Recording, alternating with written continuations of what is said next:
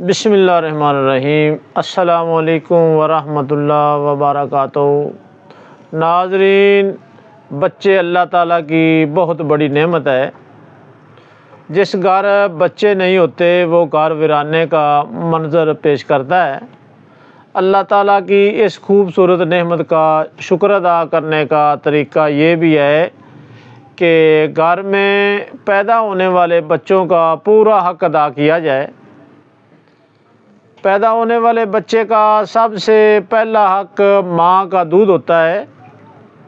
یہ نہ صرف بچے کا پیٹ بھرتا ہے بلکہ بچے کے اندر ایسی قوت اور توانائی فراہم کرتا ہے جو بچے کو آنے والی بہت سی بیماریوں سے محفوظ رکھتا ہے۔ حالانکہ دودھ کے ذریعے ماں کی ممتا اور ماں کی عادات بچے میں منتقل ہوتی ہیں، مگر بدقسمتی سے بہت سی مائیں دودھ کے ہونے یا نہ ہونے کی وجہ سے بچوں کے اس بنیادی حق سے محروم رکھتی ہیں۔ آج آپ کی خدمت میں ایسا نسخہ پیش کرنے لگا ہوں جس کے استعمال سے ماں کے دودھ میں خاطر خواہ اضافہ ہوگا۔